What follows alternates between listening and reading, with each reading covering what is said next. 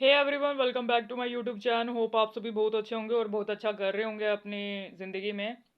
आज से विक्रम संवत लागू हो गया है और सैटरडे भी है। तो आप रेगुलर बेसिस पे अपनी पूजा कीजिए, नाम जाप कीजिए। और मुझे लगता है कि जो स्पिरिचुअल आध्यात्मिक लोग होते हैं उन्हें तो मे भी कोई ऐसी परेशानियां नहीं आती हैं। और छोटी मोटी चीज़ें तो कहते हैं ना, अच्छाई और बुराई साथ साथ चलती है। लेकिन अगर बुराई चलेगी ना तो उसके साथ अच्छाई भी होगी, यानी सकारात्मकता भी होगी। अगर आप एज ए स्पिरिचुअल बीइंग है तो आध्यात्मिक है तो आपको उससे ओवरकम कर लेंगे। अगर आप बिल्कुल ही कुछ नहीं करेंगे, मतलब आप सुबह शाम की जो डेली बेसिक की पूजा ही नहीं होती आपसे, तो फिर कैसे ही मतलब उसके आपको कैसे आप इस टाइम से ओवरकम कर पाएंगे ना। तो ट्राई कीजिए, सबसे पहले अपने थ्रोट चक्रा को ओपन कर लेना, श्री राम जी का नाम जाप करके, या फिर कोई भी देवी का किसी भी मंत्र जाप, नाम जाप, जो भी आप कर सकते हैं जिसमें भी आप कंफर्टेबल हो। ठीक है। और वैसे भी मुझे मेरा ओपिनियन से बता दूँ तो ये भी है ना, भगवान की कृपाओं से ही मिलता है कि हमें किस रूप की परमात्मा में हमें भक्ति करनी है। ठीक है। तो एज यूजुअल मैं तो मतलब शिव जी की ही पूजा की हूँ मैं ना, बचपन से ही। तो और पार्वती माता, जिनका जो रूप है उनका अष्टभुजाओं वाला, दुर्गा माता का, शेरा वाली माता, उनकी हमारे घर में ऐसे नवरात्रि पे पूजा होती थी। तो यानी शिव शक्ति की तो पूजा हमारे घर में स्टार्टिंग से ही होती थी। फिर जैसे जैसे मैं बड़ी हुई ना, तो मुझे वो गणेश चतुर्थी के बारे में पता चल गया कि महाराष्ट्र में बहुत बनाया जाता है। तो भी मैं ना बनाती थी मिट्टी से गणेश जी की। और तो मुझे वो ये कॉन्सेप्ट पता था कि ये ना, जैसे गणेश चतुर्थी स्टार्ट होती है ना, तो उसके 2 या 4 दिन बाद इनको ना पानी में विसर्जन करना होता है। तो पहले तो बड़े बड़े घर होते तो मिट्टी विट्टी भी होती थी ना काफ़ी, तो ऐसे मैं मिट्टी से बनाती थी। और फिर मैं विसर्जन करती थी ऐसे पेड़ पौधे में ही, उनको विसर्जन करके वो मिट्टी मैं पेड़ पौधे में ही डाल देती थी। तो ऐसे मैं गणेश जी की पूजा और शिव शक्ति की पूजा तो मैंने की है। और रेगुलर बेसिस पे ये स्टार्ट हो गया, जैसे नाम जाप करने लगी ना, तो मेरी जो इच्छा शक्ति है विश्वास की, वो बढ़ गई। फिर बढ़ गई तो मैं ऐसे ऐसे करने लगी। और ये काम ऐसा है, मतलब ये चीज़ें ऐसी है, जैसे ये नाम जाप करना, उसके लिए लोगों को अवेयर करना। ठीक है। और खुद को अप टू ग्रेट रखना इन सब चीज़ों के लिए। और सेल्फ सेटिस्फैक्शन होना कि ये काम मैं बिना बोर किए हुए कर सकती हूँ। तो मुझे 25 साल लगे अपना सोचने में कि एक्चुअल में मुझे करना क्या है। तो आपका भी अपना, सबके अपने मोटो होते हैं लाइफ में ना, गोल्स। तो मुझे 25 साल लग गए कि एक्चुअल में मैं 24 घंटे में सारे काम करने के बाद ऐसा क्या करूं जिससे मुझे रियल में पीस मिले। तो मुझे मिला कि हाँ भाई, ये काम तो मैं 24 आवर्स में से कभी भी किसी भी टाइम उठ के कर सकती हूँ। 1 घंटा, 2 घंटा, 3 घंटा निकाल सकती हूँ। और ये काम तो मीन्स ये तो हर इंसान को करना ही चाहिए। परमात्मा का नाम लेना चाहिए, नाम जाप करना चाहिए, तो हमें डेली बेसिस पे करना चाहिए। और ये 25 ईयर्स में मुझे पता चला है, सेल्फ अवेकिंग के बारे में, एनलाइटेड के बारे में, चक्रास के बारे में, सेल्फ हीलिंग के बारे में, सोल्स पर्पस के बारे में। ठीक है। तो ये सब मेरे को जानने के लिए 25 साल लग गए। और उस 25 साल में मैंने पता नहीं कहाँ कहाँ तो मैंने जॉब्स की हैं। ठीक है। उसके अलावा मैंने कितने तरह के तो डिप्लोमा कोर्स करे। और हायर एजुकेशन की बस थोड़ा बहुत जो कर सकते थे। वैसे मेरा ऐसा कभी मोटो नहीं रहा था कि मेरे को वो मोहर लगवानी है डिग्रियों वाली। जो मुझे सीखना था तो मैं सीख लेती थी। ठीक है। सर्टन ऑफ टाइम तक मैंने सीखी ना, कई चीज़ें सीखी। फिर उसके बाद मेरे को खुशी नहीं मिलती थी कहीं पे भी ना, खुशी नहीं मिलती थी। तो आई वुड थॉट कि मैं करना क्या है मुझे लाइन लाइफ में ना, जो मैं कर सकूं, जो मैं डेली बेसिस पे एक काम तो हो जो मैं खुशी खुशी कर सकूं। क्योंकि मैं मशीन तो हूँ नहीं भाई, जैसे मैं काम भी करूँ। ठीक है। और तुम्हें पता ही है फैमिलीज में, इंडियन फैमिलीज कितने टॉक्सिक होते हैं, बहुत टॉक्सिक होते हैं। मतलब उसमें अच्छा ही, मतलब जॉब पे जा रहे हैं तब भी उनको प्रॉब्लम है, घर में रह रहे हैं, मतलब घर में रह के भी काम कर रहे हैं तब भी उनको प्रॉब्लम है, और जब कुछ भी नहीं कर रहे, जैसे पूजा पाठ भी कर रहे हैं ना, लगे हुए हैं, तब भी उनको प्रॉब्लम है। मतलब इनकी प्रॉब्लम मुझे समझ नहीं आता प्रॉब्लम क्यों है भाई। फिर मैंने ना कर्मास के बारे में पढ़ा कि ना कार्मिक कार्मिक लोग होते हैं हमारे जिंदगी में, एक सर्टन ऑफ टाइम तक वो, मतलब हम उनके इशारों पे चलते हैं, फिर एक सर्टन ऑफ टाइम के बाद फिर हमें पता चल जाता है एक्चुअल में ये चीज़ें क्यों एग्जिट कर रही है, क्योंकि ये कार्मिक्स होते हैं हमारा, पता नहीं क्यों कौन से जन्मों में किसी ना किसी फॉर्म में, मम्मी पापा भाई बहन चाचा चाची ताऊ ताई मामा मामी नाना नानी दादा दादी, ये सब हमारी किसी ना किसी जन्म में किसी कोई ना कोई हमारा नाता होता है इनसे। तो इस जन्म में हमारे एक्स वाई जेड जो भी हमारे सामने होता है कोई सी भी रिलेशनशिप का, ये आ जाते हैं और हमारा माथापच्ची होती है इनके साथ ना। अब मुझे नहीं पता किसके किसके इतने हैं। तो मेरे को तो जितने भी मिले हैं ना मेरे 100% मेरे को ना, जो भी मेरे सामने आया ना कोई भी रिलेशन, मेरा दिमाग खराब ही करा है सच में सबने, बुरी तरीके से। कोई मुझे समझ ही नहीं पाता है, मतलब मैं काम करूँ तब प्रॉब्लम, काम ना करूँ तब प्रॉब्लम, मैं कुछ और करूँ तब प्रॉब्लम। मुझे वो चाहते क्या, मैं जीऊँ या ना जीऊँ भाई अपने लिए। सच में भाई कभी समझ ही नहीं पाती हूँ मेरा एक्चुअल में मैं ऐसी सिचुएशन में क्यों ही पटकी हूँ। फिर मुझे समझ में, अब थोड़ा समझ में आने लगा, आपसे जब मेरी अवेकिंग हुई ना, तब मुझे समझ में आया कि ये मैं जानबूझ के ही ऐसी सिचुएशन में थी ताकि मैं अवेकिंग, तो अब मेरे को सब कुछ सही मिल जाता, सारी चीज़ें मेरे को ऑन द स्पॉट मिल जाती, थाली में परोस के दे देते मुझे सब कुछ, तो मुझे पता ही नहीं चलता ना, इजी एंड थ्रू हो जाता, मैं तो अवेकिंग के बारे में कभी सोचती ही नहीं। तो सारी नेगेटिव चीज़ें मेरे साथ इसलिए हुई, ठीक है। एक से एक बढ़कर मेरे को नेगेटिव पर्सन ही मिले मेरी ज़िंदगी में ना, पर फिर भी मेरे को कोई फर्क नहीं पड़ता था पहले। मेरे को ऐसा ना, ऐसा होता ना, जो ऐसे पिछले जन्म के कुछ कर्माज हो, अच्छे कर्माज होते हैं ना, तो कुछ गॉड गिफ्टेड चीजें लेके आ जाते हैं हम अपने साथ में, इंट्यूशंस आ जाते थे मुझे कि ये पर्सन से मेरा ना ले रहे हैं ये मेरा, और मेरा कोई इसमें कुछ वो नहीं हो रहा। तो फिर ना मैं आई वॉज थिंकिंग कि यहाँ पे तो मेरे साथ कुछ गलत ही हो रहा है। फिर मैंने सोचा कि ना चलो छोड़ो कोई बात नहीं। देन उसके बाद क्या होता है, मैं इनसे ना सबसे डिटैच कर लेती हूँ, डिटैचमेंट हो जाते हो ना। अभी मेरे को ना कोई मैसेज तक ना करते ना, जैसे हाई का मैसेज तक आता ना, भूले बिछड़े फ्रेंड सर्कल्स में या किसी रिश्तेदार में कोई मेरे को है ना, ऐसे शेयर इमेजेस वगैरह होते हैं ना जो फेस्टिवल पे, तो मुझे इतना मुझे ऐसा लगता है ना क्यों ही भेजा है मेरे पास। ऐसा होता है भाई क्यों ही भेजा है, मत भेजो भाई, मेरे को किसी की नीड नहीं है भाई, मेरे पास मत भेजो, कुछ भी मत भेजो मेरे को। और मैं तो ब्लॉक कर देती हूँ, एक हफ्ते 2 हफ्ते में किसी का भूला बिछड़ा आएगा मैसेज आएगा ना मेरे पास, मैं ब्लॉक ही मार देती हूँ, मुझे बात ही नहीं करनी। इतनी प्रीशियस एनर्जी को मैं ऐसे ही तो नहीं यारे गहरे नत्थु गहरे पे लुटाऊंगी, कोई भी यारी गहरी नत्थु गहरा या यारे गहरा नत्थु गहरा जो भी है मैं नहीं लुटानी भाई। बहुत मैंने इन्वेस्टमेंट किया, बहुत इन्वेस्टमेंट किया किस हर चीज़ में। मैं ऐसी थी, जैसे मेरे को कॉल किया ना कि ना चलो इधर चलते हैं, नहीं तो मैंने कहा ठीक है बहन अभी आ रही हूँ मैं जस्ट। मैं कभी सोचती भी नहीं थी, मैं ऐसी थी। और जैसे मेरे पास पैसे होंगे ना, तो मुझे नहीं पता, मेरे पास 100 रुपये भी होंगे ना, तो आई थिंकिंग ना चल भाई दे दे कोई नहीं, जब मेरे पास हो नहीं बस वही 100 रुपये हो मैं दे ही दूंगी। ऐसी थी मतलब पहले, अभी भी हूँ इस चीज़ में, तो अभी भी हूँ ना। इससे ये तो चीज़ मेरी चेंज नहीं होगी क्योंकि ये मेरे अंदर इनबिल्ड ही है ये चीज़ तो। ये अरे मेरे को ना अच्छा भी लगता है ना, फिर शून्य की एनर्जी में रहना मुझे पसंद है हर तरीके से। तो ये एनर्जी ही मेरे को बेस्ट लगती है लाइफ में तो। और आज की वीडियो में मैं आप लोगों को बताऊंगी कि मैं जब केदारनाथ गई थी ना, केदारनाथ का आध्यात्मिक एक्सपीरियंस मैं आपके सामने शेयर करूंगी।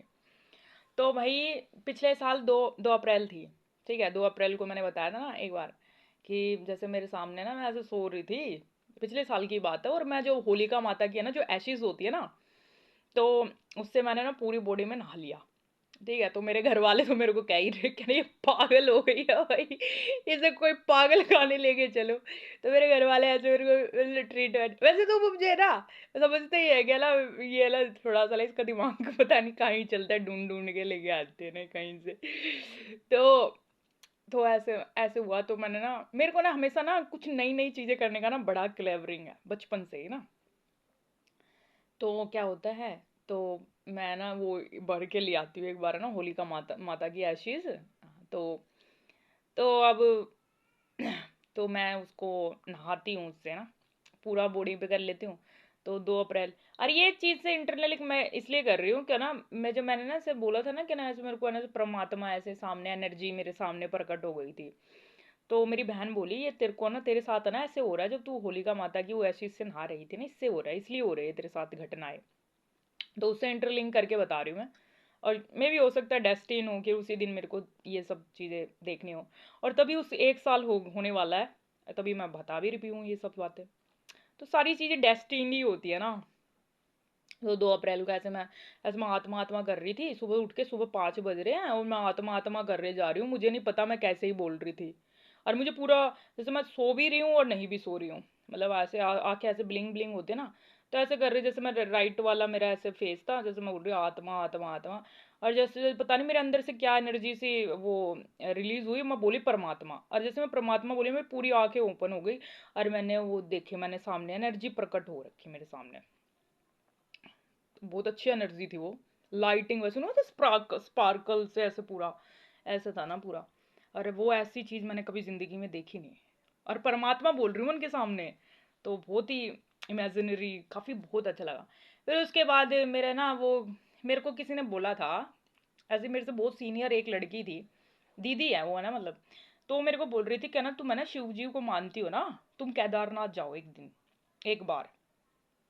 तो मे बी उसने पता नहीं क्या क्या इंटेंशन से बोला, पर उसने बोला तो फिर मेरे को भी लगा कि मेरे को जाना तो चाहिए एक्चुअल में। पर मैं ना, मेरी एक ऐसी आदत है, मैं ना कभी भी है ना स्पिरिचुअल जगह को ये सोच के नहीं बोलती हूँ कि मेरे को वहाँ ही मेरे को परमात्मा मिलेंगे। मैं कभी भी ये सोच के नहीं जाती। मैं जाती हूँ मतलब अफोर्डेबल होगा तो मैं जाऊंगी ना जरूर। तो अफोर्डेबल होता है ना मैं किसी चीज़ के जाने के लिए, तो मैं एक सेकंड नहीं सोचूंगी, ठीक है। और फिर मुझे जाना भी है तो अगर वो इच्छा शक्ति भी तो आनी चाहिए ना, जैसे इच्छा शक्ति आई कि मुझे जाना है, तो मतलब रास्ता भी अपने आप ही मिल ही जाता है कि ना कैसे जा सकते हो आप, है ना। तो इच्छा शक्ति भी आ गई थी मेरे अंदर। तो फिर मैं गई। तो अब मैं सोच रही कि ना बजट कैसे करूँ ना, पैसे भी तो चाहिए ना भाई जाने के लिए। तो मेरे पास आता है कॉल, ठीक है, एक कॉल आता है मेरे पास 2 जून को, उसके 1 महीने बाद जो ये घटना हुई थी ना मेरे साथ। तो जो 2 जून को, उस टाइम तक मैं ना ऐसे नाम जाप वगैरह नहीं करती थी। तो 2 जून को मेरे पास कॉल आता है, तो क्या नहीं तू इधर है ना वो यूनिकॉर्न में, जो एप्पल से रीसेलर कंपनी है ना यूनिकॉर्न, तो ना यहाँ पे आ जा, वो इंटरव्यूज चल रहे हैं। तो ऐसे मैं बोल, उससे पहले मैं यही बोल रही थी क्या ना मेरे को ना केदारनाथ जाना है, और पैसे वैसे भी नहीं है मेरे पास, और मैं जाऊँ कैसे, ठीक है। तो चाहिए, तो पैसे तो चाहिए ना भाई जाने के लिए ना। तो फिर क्या होता है, मैं जाती हूँ, फिर मेरे पास कॉल आता है, तो मेरे को लेने के लिए भी आता है जिसके साथ इंटरव्यू था क्योंकि उसका भी इंटरव्यू था। वो उसके भाई थे आई थिंक, हाँ भाई थे। तो मैं भैया के साथ चली गई। तो इंटरव्यू दिया, मैंने इंटरव्यू दिया, फिर उसके बाद मेरी ज्वाइनिंग हो गई वहाँ पे, ठीक है। ज्वाइनिंग हो गई तो मैंने 1 महीना काम किया। फिर उसके बाद मैं 4 जुलाई को, जैसे 2 जून को इंटरव्यू हुआ, 8 जुलाई को मेरी ज्वाइनिंग हो गई। और 2 या 4, हाँ 2 जुलाई को मेरी सैलरी आ गई थी, फर्स्ट मंथ की। तो सैलरी आ गई तो फिर मेरे को जाना पड़ा, ऑब्वियस बात है मैं जाना।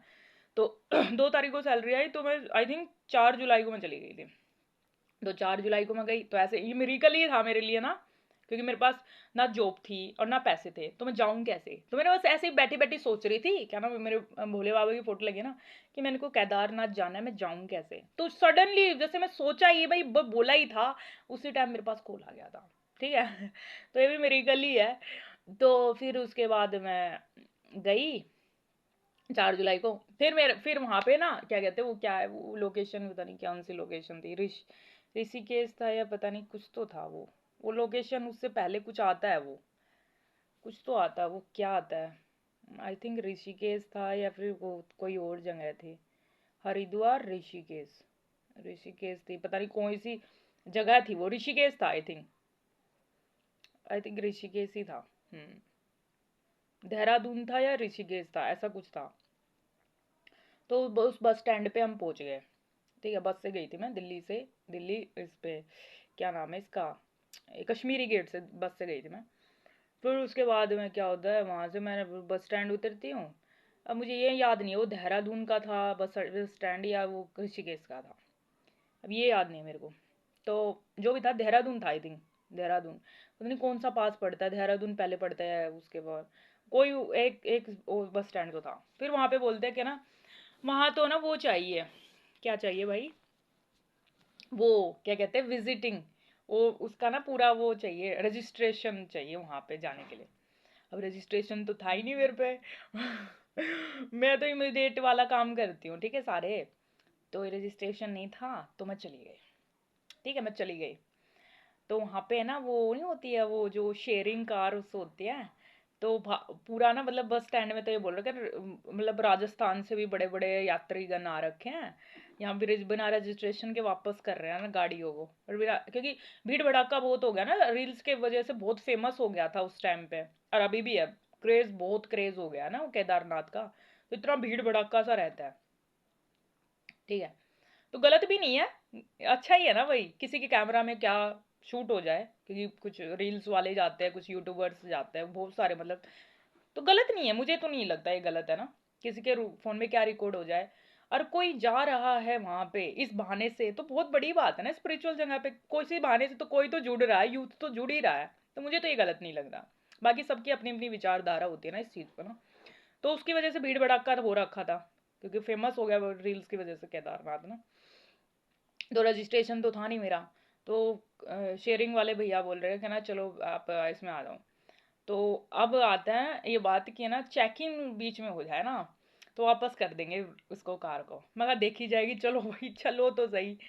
फिर भैया बोल रहे कि ना चेक इन वाला आने वाला है, आई थिंक वो 10-15 किलोमीटर था, मैं भूल गई, उसके बाद मैं भूल गई, मैं सो गई भाई, सो गई। फिर मैं बोली भैया वो चेकिंग वेकिंग वाला आगे आने वाला है क्या, बोले नहीं वो तो निकल गया। तो फिर मुझे इतनी खुशी हुई, जैसे वो होता है ना कि ना वापस ना कर दे, क्योंकि मेरे को तो जाना है, मैंने कहा वहां से भी चलो, वहां से भी बच गए। फिर मैं पहुंच गई वहां पे केदारनाथ में। फिर स्टार्टिंग का जो फेज था ना कि ना बहुत ही लंबा चलना पड़ता है गौरी कुंड तक, तो पैदल पैदल चल रहे थे, फिर एक भैया आ गए कैर वाले, क्योंकि मेरा ये मतलब ये था कि मैं पैदल ही यात्रा करूंगी, क्योंकि मेरे को सारी चीज़ें देखनी है मतलब। और वो जो क्या कहते हैं भैया आए, एक भैया आए वो चार पहिए वाली वो शेयरिंग कार होती है ना, उसमें बैठ गई मैं, तो गौरीकुंड तक उन्होंने उतार दिया, वैसे थोड़ा मैं पैदल भी चली, तो गौरीकुंड से उतार दिया, फिर उसके बाद मैं पैदल जा रही, फिर होने लगी भाई बारिश, अब बारिश नहीं थी, रेनकोट भी नहीं था मेरे पास, और फोन फोन भी स्विच ऑफ हो गया, जैसे तैसे तो मैंने फ़ोन ऑन किया, फिर मैंने रेनकोट लिया वहाँ से, रेनकोट लिया, रात में बारिश हो रही, तो ऐसा हो रहा कि अब मैं चढ़ूँ कैसे, क्योंकि लंबी यात्रा है। और फिर मेरा ना जो ऑक्सीजन था ना बिल्कुल नीचे की तरफ चला गया था, टू बी ऑनेस्ट गाइस, नीचे की तरफ मेरा ऑक्सीजन चला गया। आई वॉज थिंकिंग कि मैं एक भी कदम रखी ना तो, मगर पर मेरे ना ऐसा मेरे मेरे ना सहन शक्ति तो मेरे में ना बहुत है, भगवान की दया से, क्योंकि वो जा भी तो वैसे केदारनाथ पे ही थे ना शिव जी के पास, तो शिव जी हर जगह ही है, ठीक है, पंच तत्वों में हर जगह ही है वो तो ना। फिर मैं चढ़े जा रही, फिर मैंने ना वो जो नहीं होते वो जो क्या कहते हैं टेंट्स होते हैं, तो बीच में टेंट्स मिल गया, तो उसमें मैं सो गई। ठीक है, क्योंकि अब हिम्मत नहीं हो रही थी, बट बहुत लंबा सफ़र था। तो शाम की 6 बजे मैंने यात्रा शुरू करी थी, और रात के आई थिंक 12 या 2 बजे मैंने वहाँ पे स्टे किया, और फिर 3-4 घंटे मैं सोई उसमें, और टेंट होता है जो, फिर सुबह के 6 बजे यात्रा शुरू करी, फिर दोपहर के 12 बजे मैं वहाँ पहुँची केदारनाथ में फाइनली। और जो ऑक्सीजन मेरा लेवल गिरा ना वहाँ, फिर भी मैं जीवित रही, बहुत जीवित रही ना वहाँ पे भी मैं। फिर वहाँ से आई, और मेरे पैर वैर बिल्कुल आके बाके हो गए, जैसे वहाँ से आई ना बिल्कुल आके बाके हो गए, बोला नहीं जा रहा, गला वो ऐसा हो रहा था कि पता नहीं क्या ही हो गया, क्योंकि उस टाइम पे तो नाम जाप भी नहीं करती, वो बेसी बात है, और ठंडी की वजह से तो ओपन तो था नहीं, हिल तो था ही नहीं थ्रोट चक्रा भी। तो मैं फिर वहाँ पे से आई ना, तो मेरे बिल्कुल चलने की हिम्मत नहीं हो रही थी, ऐसे बिल्कुल हो गए थे पैर भी ना, सिकुड़ गए थे, और थ्रोट चक्रा भी बहुत बुरी तरीके से मेरा क्षतिग्रस्त हुआ और मैं आई, फिर उसके बाद मैंने काफ़ी अच्छा एक्सपीरियंस था, बहुत अच्छा एक्सपीरियंस था। मैंने जाते समय की तो आरती नहीं ले पाई थी मैं सुबह की, लेकिन शाम की आरती मैंने एंजॉय की थी। काफ़ी हीलिंग है वहाँ पे ना, काफ़ी हीलिंग है। और जहाँ सुशांत सिंह राजपूत ने वो फोटो ले रखा था ना, वो भीमशिला है, वहाँ उसके आसपास भी मैंने बैठ के फोटो लिया था। तो काफ़ी पीसफुल जर्नी थी मेरी, ठीक है। और जो पैनिक वाला सिचुएशन था ना, उसको तो हटा ही दो। बस इतना मुझे यह था कि बड़ा बड़ा वो दिख रहा था कि भाई यहाँ पे मैं केदारनाथ पे आना है, जाना है। सो ये मेरी है ना, ये ऐसा एक्सपीरियंस था ना मेरी लाइफ का, सबसे ब्यूटीफुल एक्सपीरियंस शिव जी ने ये मुझे दिया। ये मैं बहुत ग्रेटफुल हूँ। मतलब जो चाहती हूँ ना मैं, आज तक तो भगवान की दया से हो ही गया है जैसे तैसे, ठीक है। और मैं लिटरली सोच भी नहीं सकती कि ना इतनी जल्दी जल्दी कैसे ही हो गया। पर बहुत ही गजब का एक्सपीरियंस था। होप तो आप भी गए होगे केदारनाथ। आप भी एक बार है ना केदारनाथ तो जरूर जाएं। आई थिंक मई में खुल जाएंगे, अप्रैल में, मई में कपाट खुल जाएंगे। तो मैंने तो एक ही बार दर्शन किया और बहुत ही हीलिंग वाला था। होप तो एक बार और अपॉर्चुनिटी मिले, या बार बार अपॉर्चुनिटी मिले वहां जाने की तो बहुत ही मतलब, जो जर्नी होती है ना वहां पे पहुंचने के बाद तो ये होता है कि ना आ ही गया अब तो। जब वहाँ जो जाते हैं ना वहाँ की, जब वो रेन हो रही थी, रेन कोट के लिए मैंने स्ट्रगल किया, रेन कोट कहाँ मिलेगा। फिर उसके बाद बारिश होने लगी, फिर वहाँ पे कितनी फिसलन होती है। रात के टाइम की वो जो यात्रा थी, जो 2 बजे तक मैं यात्रा की रात में, तारे दिख रहे, ऐसा लग रहा था स्वर्ग नीचे ही है। तारे बिल्कुल ऐसे लग रहे थे नीचे हैं, जो ब्लिंक कर रहे थे ना। तो बहुत ही खूबसूरत एक्सपीरियंस है वो ना। जर्नी में मजा आया। पहुंचने के बाद तो फिर यही होता है कि ना अब तो पहुंच ही गए। जो जर्नी थी ना, काफ़ी ब्यूटीफुल जर्नी थी। इवन मेरे पास तो जॉब भी नहीं थी, पैसे भी नहीं थे, और मेरा रजिस्ट्रेशन भी नहीं हो रखा था। तो तीनों चीज़ें एकदम से पॉसिबल तो शिव जी ही कर सकते हैं। एक ही महीने के अंदर, एक महीने के अंदर मैंने जॉब भी कर लिया, पैसे भी आ गए, और बिना रजिस्ट्रेशन के मैं वहाँ पे एंट्री भी मिल गई मेरे को। और उस यात्रा में मैंने एक बार 6 घंटे की नींद भी ली। फिर नींद लेके फिर मैं वहाँ पहुँची, मैंने दर्शन किए।